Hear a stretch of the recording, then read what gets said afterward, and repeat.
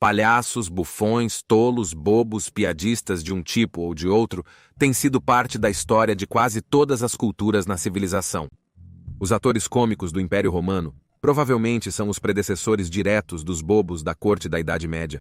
É provável que os atores cômicos tenham sido os precursores em estilo de comédia e trajes, mesmo sem piadistas profissionais naquela época. Muitos imperadores romanos decidiram livrar seu império de atores, alegando que eles eram prejudiciais à sociedade.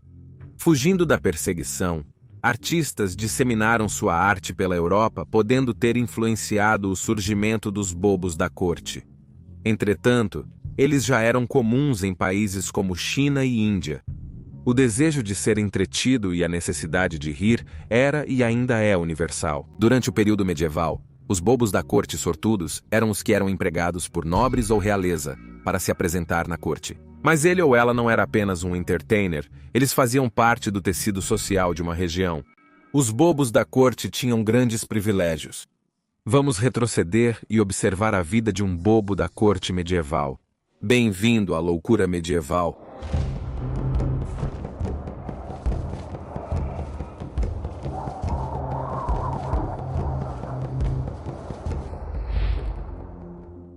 Loucura medieval. Entre os séculos XII e XVII, o termo menestrel, que significa pequeno servo ou homem alegre, descrevia qualquer pessoa que fosse um profissional do entretenimento de qualquer tipo. Isso incluía acrobatas, malabaristas e até contadores de histórias, mas mais especificamente, músicos. Durante a Idade Média, muitos desses menestréis viajavam de lugar para lugar, ficando em uma cidade ou vila enquanto os negócios estavam bons. Embora alguns dos mais talentosos e respeitados fossem permanentemente empregados na corte real ou por outras famílias ricas, enquanto eles eram capazes de comandar um alto salário. Esses menestréis podiam ser encontrados em toda a Europa. Na França eram chamados de malabaristas ou trovadores. Na Alemanha, minnesingers. Eles eram chamados de scopes na Reino Unido, skulls na Escandinávia e bardos na República da Irlanda. Viajando, eles não só divertiam com baladas e histórias, mas também entregavam notícias. Informações dos aldeões seriam compartilhadas com o menestrel que transmitiria essas notícias para os habitantes da próxima aldeia em que se apresentassem. Durante o período da Idade Média, a posição de uma pessoa na vida era governada pela família em que nasceram. Um ferreiro ensinaria seus filhos a serem ferreiros, assim como um pedreiro. Um camponês fica na classe social mais baixa, mas o bobo da corte europeu pode ter qualquer origem. Eles poderiam ser um escrivão divertindo o nobre com trapalhadas, um caseiro conhecido por humor e piadas, ou um ex-monge expulso do mosteiro por palhaçadas. Não era fácil ser um bobo da corte. Era uma função que requeria inteligência e astúcia. Uma memória excepcional era necessária para reter poesias épicas, histórias heróicas ou simplesmente as notícias disseminadas entre as aldeias. Também era necessário saber improvisar e adaptar-se, dependendo do público. As crianças desejam lindas canções de ninar, enquanto os mais velhos preferem histórias de guerras sangrentas. Tato também era um requisito. Um bobo da corte devia aparecer quando necessário e desaparecer quando exigido. Habilidade por si só. Os bobos da corte tinham carta branca para dizer o que quisessem, mas tinham que ter cuidado para não irritar muitas pessoas ou ir longe demais. Havia dois tipos de bobo, natural e artificial ou licenciado. Indivíduos com deformidades físicas, como membros deformados, costas corcundas ou rostos muito feios, assim como anões, eram altamente valorizados. Eles usavam sua aparência física a seu favor para ganhar risadas extras. Há histórias de bobos naturais sendo recrutados de famílias pobres, pois acreditava-se que eles haviam sido tocados por Deus. Uma criança ou adulto com deficiência seria um enorme fardo financeiro para uma família de camponeses, e seria de grande ajuda tê-los acolhidos e cuidados por uma família rica. O bobo não seria pago, mas receberia roupas, cama e alimentação. Quando essas almas não eram mais úteis à casa, eram expulsas. Alguns recebiam esmolas, mas a maioria terminava seus dias como mendigos. A tradição de ter um bobo na corte remonta muito antes da Idade Média. Eles não eram usados só para entretenimento, mas também para aliviar as tensões mentais do monarca e nobres. Assim, o bobo da corte auxiliaria seu patrão a focar melhor em suas responsabilidades e política. No final do século XII, o nome bobo começou a ser usado para descrever um bobo da corte que havia ganhado pagamento na forma de terra, bem como a liberdade de deixar a corte, embora tivessem que concordar em retornar quando necessário. Durante o período medieval, os bobos da corte eram muito estimados, especialmente na casa real. Essa posição vantajosa permitia que provocassem seu patrono sem causar grande ofensa, frequentemente expressando a verdade dura aos superiores através do humor. Essa habilidade era conhecida como o privilégio do bobo, e embora as pessoas rissem de suas histórias bobas por baixo, a tolice geralmente era muito senso comum e inteligência. Era um trabalho complexo que exigia muita consideração, perspicácia e discrição, como descobriu o bobo de Philippe VI da França. Em 1340, Eduardo III da Reino Unido derrotou a frota do rei francês Philippe VI em Sluis. Claro, ninguém queria dar a Philippe a má notícia. Ficou a cargo de seu bobo da corte, que uma vez na presença do rei foi ouvido a murmurar: "Ah, hein? Aqueles covardes ingleses, aqueles covardes medrosos." Como assim?" perguntou o rei. "Por quê? Porque eles não tiveram coragem suficiente para pular no mar como seus próprios marinheiros, que se jogaram de cabeça de seus navios, deixando-os para o inimigo, que não ousou segui-los." O tribunal era frequentemente controlado pelo medo e pela insinceridade, e era essencial que a verdade fosse disfarçada de tolice para que fosse aceita. É impossível saber quantas ideias loucas um bobo da corte desencorajou ao sussurrar no ouvido do rei, ou quantas calamidades foram causadas por causa de seu mau conselho. No que diz respeito ao entretenimento físico, cantar, dançar, fazer acrobacias e malabarismo eram todas habilidades indispensáveis para o bobo da corte, bem como ser capaz de tocar um instrumento, realizar ventriloquismo, marionetismo e prestidigitação, mesmo ao desempenhar seu principal trabalho, que é fazer seu empregador rir. Parte do humor do bobo da corte vinha de sua vestimenta tradicional, feita para divertir. Durante o início do período medieval, não era incomum a cabeça ser completamente raspada. Então eles usariam um chapéu com as orelhas de um burro no topo da cabeça. Alguns também usariam uma cauda de burro. Mais tarde, usava-se um capuz, semelhante ao de um monge, que caía sobre os ombros para dar a eles uma aparência cômica. Este capuz geralmente era finalizado com um crista de galo, que tradicionalmente era usado para adornar o chapéu de um bobo da corte. No final da Idade Média, o chapéu havia evoluído. Feito de tecido macio, agora tinha 3 pontos, simbolizando as orelhas de burro do período anterior. Um sino tilintante foi preso na ponta de cada ponto, chamado de capa e sino. Este é o design que associamos a um chapéu de bobo hoje. Eles também podem carregar um tipo de cetro de brincadeira, conhecido como bugiganga ou marote, com uma miniatura esculpida de uma cabeça sorridente na ponta. Frequentemente era feito para parecer um bobo da corte, adornado com capuz e sino. Alguns bobos carregavam uma arma de brincadeira, como uma espada de madeira, uma bexiga inflada em um bastão cheio de ervilhas para fazer um tipo de chocalho grande, ou um clube acolchoado. Esses adereços adicionavam um toque de excentricidade às palhaçadas. Era usado um casaco ou túnica de várias cores, feito de cores brilhantes e descombinadas como vermelho e verde, ou amarelo e azul. Isso tinha como objetivo destacar a falta de simetria e dar ênfase ao caos e à imprevisibilidade do bobo. Muitos também tinham sinos ao redor da saia ou nos cotovelos, para que o bobo pudesse ser ouvido tilintando por onde quer que fosse. Calças justas e meias bicoloridas eram usadas nas pernas. O bobo geralmente projetava seu próprio traje, que precisava de manutenção regular. Em contraste, o bobo natural geralmente se vestia com uma longa túnica. O papel de mensageiro também fazia parte da descrição do trabalho para um bobo da corte pessoal de um rei ou nobre. Eles iriam para a batalha com seu mestre e o resto das tropas, e entregariam mensagens para o lado oposto, como termos de rendição ou condições para a libertação de reféns. Tradicionalmente, se pensava que os bobos da corte eram intocáveis e protegidos de danos, mas nem sempre isso ocorria. Se a mensagem acontecesse de ser algo que o exército oposto não queria ouvir, seria o bobo que sofreria as consequências. Não era incomum para o líder irritado atirar o mensageiro de volta ao inimigo, colocando-o em uma catapulta ou trebuchet. Esperava-se que o bobo já tivesse sido morto antes, e que fosse a sua cabeça decepada que seria disparada de volta. Mas às vezes, infelizmente, era um bobo vivo que era enviado pelo ar.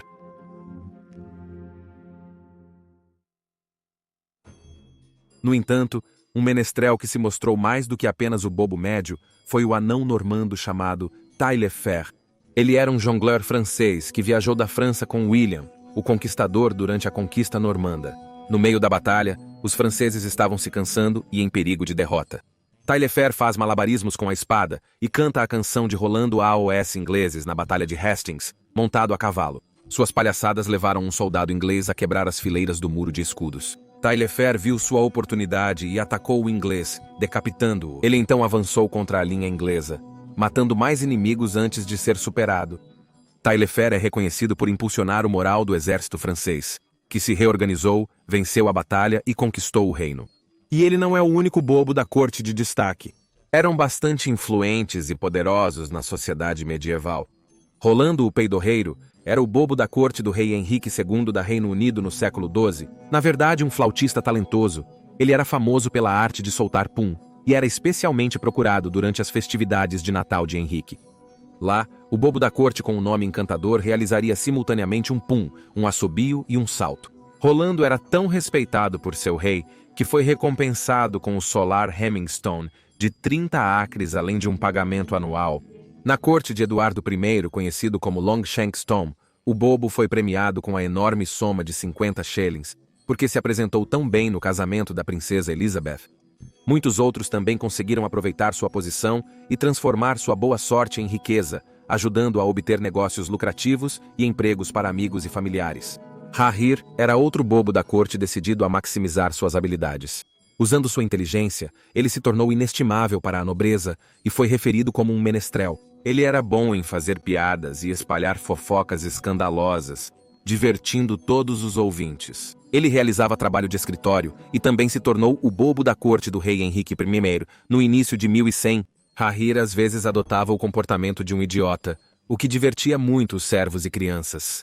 Relata-se que ele adoeceu durante uma peregrinação a Roma, onde teve uma visão de São Bartolomeu. Ao retornar a Reino Unido, ele fundou o hospital de mesmo nome para criar um santuário para os menos afortunados. Na China, Shen Jianguo, também conhecido como gradualmente ficando mais alto, foi empregado como bobo da corte durante o século X no estado de Tang do Sul. Ele era tão influente que conseguiu fazer o imperador Li Bian reduzir os impostos. Em meio a uma seca, ele fez uma piada de que até a chuva tinha medo de ser taxada e não vinha para a terra. Li Bian, animado, cortou os impostos de imediato. A lenda diz que choveu naquela mesma noite. Também se acredita que ele salvou a vida do imperador. Li Bian convidou seu inimigo Zhao Ben para um banquete. Ben escondeu veneno em um cálice de vinho antes de oferecê-lo a Li Bian para um brinde. Shen rapidamente pegou o copo e, sacrificando-se por seu imperador, ele mesmo bebeu o vinho envenenado. Mesmo após receber um antídoto, Shen faleceu devido a uma explosão cerebral. Enquanto na Saxônia-Alemanha, em vez de ser visto como um palhaço, Klaus Narr era considerado um homem sábio durante o final do século XV. Ele era famoso por suas histórias morais e parábolas, muito falado e escrito. Acredita-se até que ele era capaz de prever o futuro. Na Idade Média, mulheres, vistas como propriedade de pais ou maridos e com poucos privilégios, conseguiram sucesso como bobas da corte. Para elas, significava a liberdade de ofender poderosos sem consequências. O trabalho, um dos raros completamente acessíveis às mulheres, oferecia iguais benefícios a homens sem estigma. Muitas bobas da corte acompanhavam as rainhas e damas da corte, como Arthur de Puy, que era fiel a Joana, a rainha de Carlos I da França. Em 1373, sabemos que Joana pagou a grande quantia de 170 francos de ouro por um vestido para Artois, que obviamente era bem cuidada. Outra boba da corte era Madame Dior, que entreteve a todos no Festival do Tosão de Ouro em 1429, em Bruges, Reino da Bélgica. E Margarida, a neta de Carlos o Audaz Duque de Borgonha, também tinha uma boba da corte, que era permitida assentar em uma carruagem com as damas de companhia quando viajava com sua senhora. Uma boba da corte sem nome chegou à corte de Eduardo II, que estava celebrando o festival de Whitsuntide no Hall de Westminster em 1316. Ela entrou trotando no salão em um cavalo e andou por aí contando piadas para o rei e seus convidados eminentes. Após sua apresentação, ela entregou uma carta ao rei e cavalgou graciosamente para longe. A carta, na verdade, continha uma petição de reclamação contra o favor abundante que o rei havia concedido aos indignos, enquanto seus fiéis cavaleiros e servos confiáveis eram negligenciados.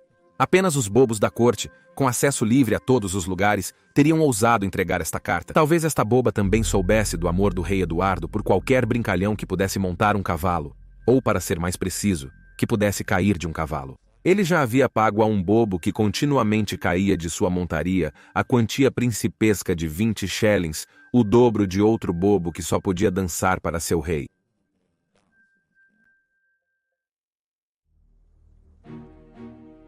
Algumas das tradições que agora desfrutamos durante o período de Natal remontam à Idade Média e antes.